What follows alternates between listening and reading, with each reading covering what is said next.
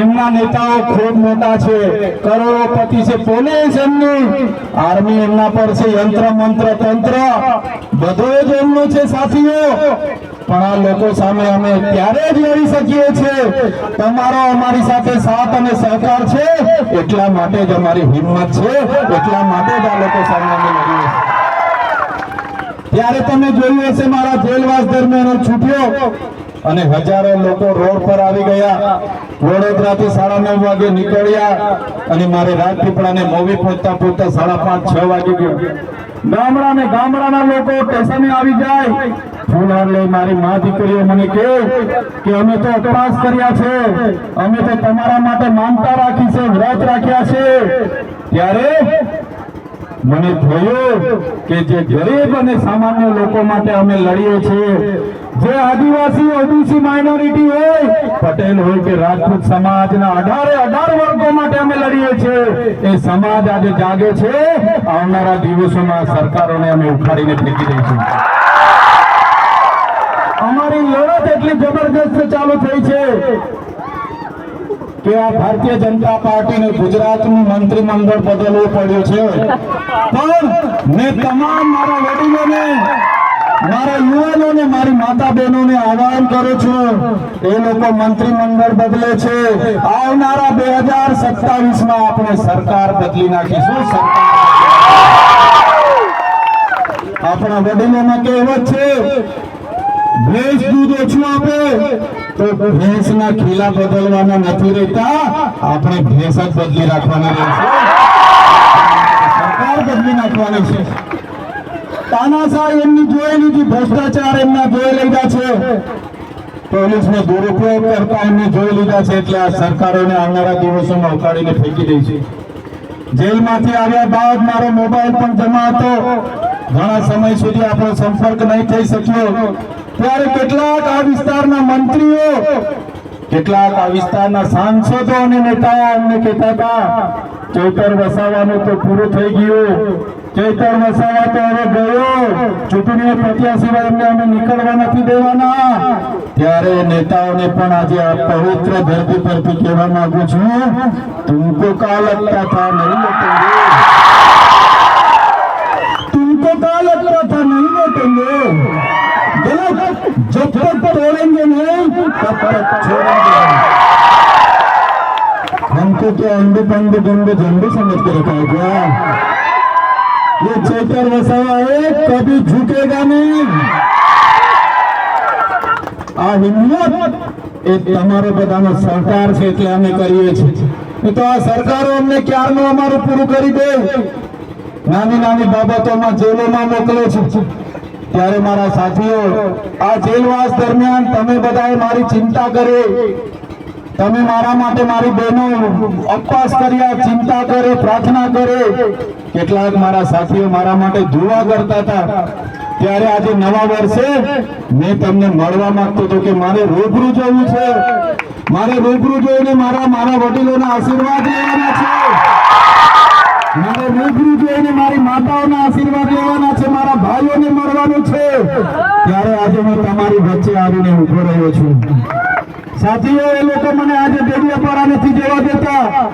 વચ્ચે મેં અમારા સાંસદના ગામમાંથી પદયાત્રા કાઢી, ત્યારે એ લોકો ભાદુપાડા કે હમણાં અહીંયા રાજપીપળામાં રહે છે અને અમારા રાજપીપળાના વિસ્તારમાં હવે એનું નાટક ચાલુ થયું છે.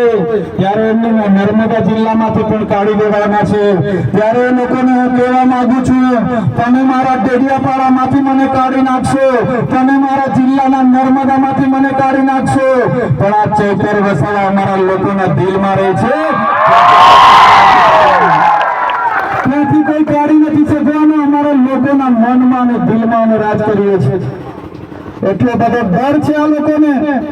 રાત દિવસ અમારી ઇન્ક્વાયરી થાય છે, ક્યાં ખાઈએ છે, ક્યાં રહીએ છે, આવી બધી નીતિઓ આમની ચાલે છે. સાથીઓ, ભલે મને નર્મદા અને ડેડિયાપાડામાં મારા પરિવારને મળવા નથી દેતા, પણ હું મારા ઘોગંબામાં, મારા મોરવા હડકમાં, મારા જેતપુરમાં, મારા પંચમહાલમાં, આ વિસ્તારના કોઈ પણ ગામમાં હું રાતે પણ જતો રહીશ. મારી બેન દીકરીઓ મને રાતે પણ રોટલા આપીને ખવડાવશે. આ મારો પરિવાર છે, આ મારું ગામ અને હું પણ આજે તમને કેમ છું, આ ચૈતર વસાવાની પૂરી ટીમ, આમ આદમી પાર્ટીની પૂરી ટીમ અન્યાય સામે લડશે લડશે લડશે ને લડશે. બસ અમે તમને અપીલ કરવા માટે આવ્યા છે. અમે એકલા પડીએ છીએ, ટીમ નાની છે. આવનારા દિવસોમાં તમારો સહકાર જોઈએ છે. 30 વર્ષની સરકારના મૂળિયા એટલા બધા ઊંડા જતા રહ્યા છે કે તમારા સહકાર વગર નીકળે એવા લાગતું નથી. તો તમારો સહકાર જોઈએ છે. બે હાથ ઊંચા કરીને બધાએ સહકાર આપવાનો છે. બધાએ સહકાર આપવાનો છે. આપણે બધા જોર લગાવીને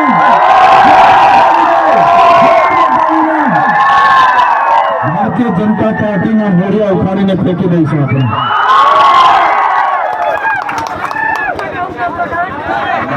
ત્યારે મારા સાથીઓ, આવનારા દિવસોમાં આમાં મારી સામે બેઠા છે ઘણા સરપંચો છે, ઘણા તાલુકા જિલ્લાના સભ્ય બનવાના છે. આવનારા દિવસોમાં તમારામાંથી ઘણા વિધાનસભામાં પણ જવાના છે. બસ તમે હવે તૈયારી કરી લો. આપણે બધા અન્યાય સામે લડવાનું છે, પરિવર્તન લાવવાનું છે. ત્યારે વધારે વાત નથી કરતા, પણ એક સૂત્ર હું બોલાવીશ. તમારે બધા પરિવર્તન કહેવાનું છે. આપણા યુવા નેતા રાજુ કરપડા, આપણા યુવા નેતા પ્રવીણ રામ આજે જેલમાં છે. ખેડૂતો માટે લડવું એટલે જેલ વેઠવી પડે, વિદ્યાર્થી માટે લડો એટલે જેલ વેઠવી પડે, એસસી એસટી ઓબીસી માઇનોરિટી અને શિક્ષકો કે કોના માટે પણ લડો, સરકાર તમને જેલ કરાવે. તમારે બસ પરિવર્તન કહેવાનું છે. હું અવાજ કરું, ભૂકંપમાં માગે, ભૂકંપમાં માગે, જેતપુર માગે, જેતપુર માગે, જાંબુગોડા માગે, જાંબુગોડા માગે, પંચમહાલ માગે. આવનારા દિવસોમાં પરિવર્તનની લહેરમાં સરકારને આપણે બદલી નાખવાની છે સાથીઓ. ત્યારે આજના કાર્યક્રમમાં અમારા સાથીઓ દ્વારા વ્યવસ્થામાં કોઈ અગવડતા ઉભી રહી હોય, અવ્યવસ્થાની સામે વરસાદ હતો છતાંય મારા પૂજનીય સન્માનીય મારા વડીલો, મારા યુવાન મિત્રો જેઓ મને હર હંમેશ ફોન કરે છે, ભાઈ કહે છે, મારી બહેનો જેઓ મને ભાઈ તરીકે માને છે, મારી માતાઓ, તમામ લોકોએ આ વ્યવસ્થામાં પણ વ્યવસ્થા બનાવીને આજનો કાર્યક્રમ આપણે સફળ કર્યો છે. ત્યારે આજના કાર્યક્રમમાં અહીંયા જમીન આપનારા ખેડૂત, અહીં આયોજન કરનારા તમામ આયોજકો, મીડિયાના મિત્રો અને કાયદો અને વ્યવસ્થા જળવાય એના માટે સતત સવારથી અહીંયા પગ પર ઉભા એવા પોલીસ અધિકારીઓ, તમામ વડીલો, યુવાનો, માતા બહેનો બધાને આજના કાર્યક્રમમાં તમે અહીંયા આવ્યા, અમારું સ્વાગત કર્યું, સન્માન કર્યું, અમને શાંતિથી તમે બધાએ સાંભળ્યા છો એ બદલ બધાનો ખૂબ ખૂબ આભાર માની વિનંતી છું. ધન્યવાદ. જય આદિવાસી, જય જવાન.